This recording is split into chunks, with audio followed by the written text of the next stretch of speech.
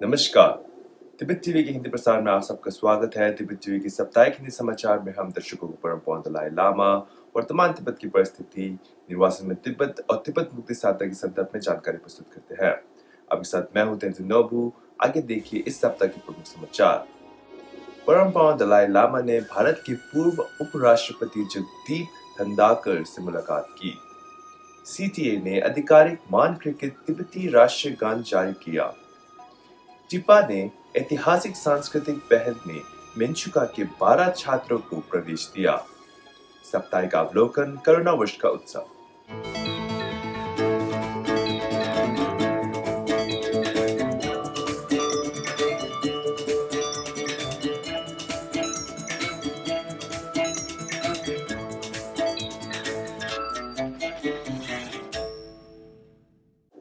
परम पावन 14वें दलाई लामा ने 14 अप्रैल को धर्मशाला में अपने आवास पर भारत के पूर्व उपराष्ट्रपति जगदीप धनदाकर और उनके परिवार से मुलाकात की। अपनी बातचीत के दौरान परम पावन ने भारत की समृद्धि, धार्मिक विविधता के लिए गहरी प्रशंसा व्यक्त की। यह देखते हुए कि उन्होंने अपने 67 वर्षों के निर्वासन के दौरान देश की स्वतंत्रता और लोकतांत्रिक वातावरण को बहुत महत्व दिया है। श्री धनदाकर ने इस मुलाकात को एक धन्य और अविस्मरणीय क्षण बताया और कहा कि दुनिया की सबसे सम्मानित शख्सियों में से एक की मौजूदगी सम्मान की बात है। For us, it's a blessed moment, face to face, enlightening, never to be forgotten moment to be in the company of one of the greatest figures on the planet. परम पावन दलाई लामा अपने नियमित सार्वजनिक कार्यक्रम जारी रखते हैं। प्रतिदिन दुनिया भर से 300 से अधिक आगंतुकों को दर्शन और आशीर्वाद देते हैं। 17वें निर्वासित तिब्बती संसद द्वारा ऐतिहासिक कानून को अपनाने के बाद केंद्रीय तिब्बती प्रशासन ने तिब्बती राष्ट्रीयगण का पहला आधिकारिक मानकृत संस्करण जारी किया।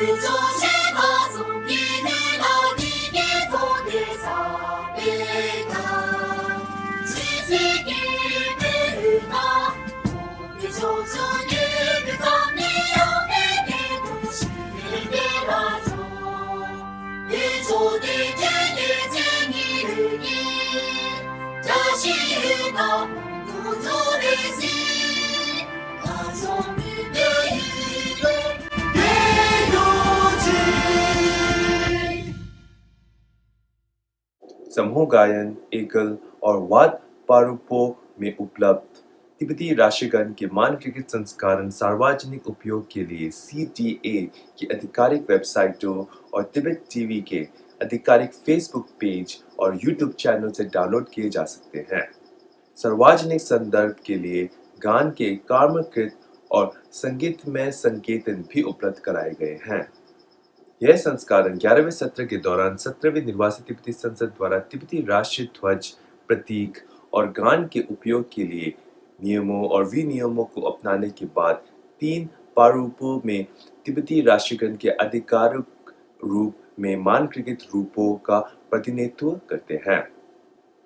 Tibetan institute of performing arts ने 11 अप्रैल को हिमालयी सांस्कृतिक विरासत को संरक्षित और बढ़ावा देने के उद्देश्य में एक विशेष पहल के तहत मेंचुका, अरुणाचल प्रदेश से 12 छात्रों को औपचारिक रूप से शामिल किया। धर्म और सांस्कृतिक विभाग के सचिव धुंदुल दोर्चे ने इस कार्यक्रम में मुख्य अतिथि के रूप में भाग लिया और तिब्बती धर्म, संस्कृति और भाषा की सुरक्षा के महत्व पर जोर दिया। अरुणाचल प्रदेश सरकार के माननीय शिक्षा, संसदीय कार्य, ग्रामीण कार्य, पर्यटन और सार्वजनिक पुस्तकालय मंत्री श्री पासांग दोरजे सोना कि एक प्रशंसा पत्र ने इस प्रयास की सराहना की और इसे आपसी समझ और सहयोग को बढ़ावा देने की दिशा में एक सार्थक कदम बताया। इस पहल से न केवल सांस्कृतिक संरक्षण को समर्थन मिलने की उम्मीद है, बल्कि तिब्बती और अरुणाचल प्रदेश समुदाय के बीच संबंध भी मजबूत होंगे। जैसा कि दुनिया भर के तिब्बती और तिब्बत समर्थक परम पावन दलाई लामा के 90वें जन्मदिन के सम्मान में करुणा वर्ष मनाते हैं, धर्मशाला, उत्तरी अमेरिका, ऑस्ट्रेलिया और ब्रिटेन में तिब्बतियों ने फोटो प्रदर्शनियों, सांस्कृतिक बैठकों और सफाई अभियान के साथ-साथ जश्न मनाया। धर्मशाला में निर्वासित तिब्बती संसद ने 13 अप्रैल को 3 दिनों के लिए अपर टिबेटन चिल्ड्रंस विलेज (TCV) में लोकतंत्र तिब्बती लोगों के लिए परम पावन दलाई लामा का एक उपहार शीर्षक से एक प्रदर्शनी का आयोजन किया। अपर टीसीवी के 750 से अधिक छात्रों और स्टाफ सदस्यों ने प्रदर्शनी का दौरा किया। यह कार्यक्रम ने प्रभावी रूप से परम पावन दलाई लामा के आजीवन योगदान के बारे में जागरूकता बढ़ाई, विशेष रूप से तिब्बती लोकतंत्र के विकास पर प्रकाश डाला। उत्तरी अमेरिका में उत्तरी अमेरिका तिब्बती संघों के तहत सप्ताहत स्कूलों के बीच न्यूयॉर्क और न्यू जर्सी तिब्बती समुदाय की पहली सांस्कृतिक प्रतियोगिता 4 अप्रैल 2026 को फुनसोक दिशे कम्युनिटी हॉल में आयोजित की गई थी। वाशिंगटन डीसी के तिब्बत कार्यालय के प्रतिनिधि नमगिल छुटुप ने राष्ट्रीय एकता को बढ़ावा देने के उद्देश्य से चीन की हाल ही में लागू की गई नीतियों की चिंताओं पर प्रकाश डाला, जिसमें कहा गया कि तिब्बतियों को सांस्कृतिक आत्मसात के अंतर्निहित इरादों को पहचानना चाहिए और तिब्बती भाषा के महत्व पर परम पावन दलाई लामा के हालिया मार्गदर्शन को याद करते हुए सिरे से प्रतिबद्धता और प्रयास करना चाहिए। उत्तरी कैलिफोर्निया के नमशो किड्स स्कूल ने पहला स्थान हासिल किया। उसके बाद बॉस्टन के रिग्ने किड्सलिंग दूसरे स्थान पर और शिकागो वीकेंड स्कूल तीसरे स्थान पर रहे। प्रतियोगिता में उत्तरी अमेरिका के 10 स्कूलों के 300 से अधिक छात्रों, शिक्षकों और अभिभावकों ने क्विज, वाद विवाद, भाषण प्रतियोगिता, समूह गीत और समूह नृत्य की 6 श्रेणियों में प्रतिस्पर्धा की। प्रतियोगिता का उद्देश्य तिब्बती भाषा और संस्कृति में तिब्बती युवाओं के बीच अधिक रुचि को प्रोत्साहित करना है। यह कार्यक्रम NATA की 23वीं महासभा के दौरान अपनाए गए एक प्रस्ताव के अनुरूप तिब्बत कार्यालय और न्यूयॉर्क और न्यू जर्सी के तिब्बती समुदाय द्वारा संयुक्त रूप से आयोजित किया गया था। ऑस्ट्रेलिया में 14वें ऑस्ट्रेलियाई तिब्बती युवा एकता कप टूर्नामेंट और तीसरा अंतर तिब्बती वीकेंड भाषा स्कूल सांस्कृतिक सम्मेलन न्यू साउथ वेल्स राज्य के न्यूकासल में 7 अप्रैल से 4 दिनों तक आयोजित किया गया, जिसमें न्यूकासल तिब्बती समुदाय द्वारा पूरे ऑस्ट्रेलिया से 160 से अधिक तिब्बती युवाओं और समुदाय के सदस्यों को एक साथ लाया गया। New South Wales, Queensland, Victoria और ऑस्ट्रेलिया कैपिटल टेरिटरी में तिब्बती समुदाय की कुल 21 टीमों ने भाग लिया, जिनमें 5 फुटबॉल टीमें और 16 बास्केटबॉल टीमें शामिल थी। सिडनी हसल टीम ने फुटबॉल चैंपियनशिप जीती, जबकि सिडनी छुल्सम और न्यूकासल चीते लड़कियों की टीम ने बास्केटबॉल ट्रॉफी हासिल की।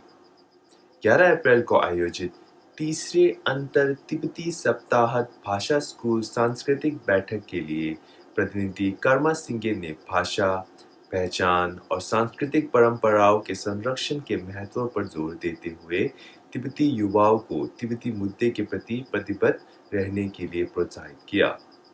यूके खुद उप समिति ने पिछले शनिवार को तिब्बती शांति उद्यान में एक समुदाय के नेतृत्व वाले स्वच्छता अभियान का आयोजन किया, जिसमें तिब्बती समुदाय के 30 से अधिक स्वयं सेवकों को भागीदारी थी।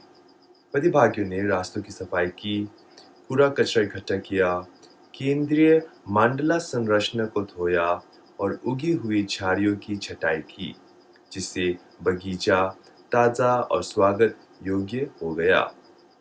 सफाई के बाद प्रतिभागी प्रतिनिधि छिरिंग यांकी के नेतृत्व में 15 मिनट की प्रार्थना सत्र के लिए एकत्रित हुए जो करुणा और दयालुता पर केंद्रित था।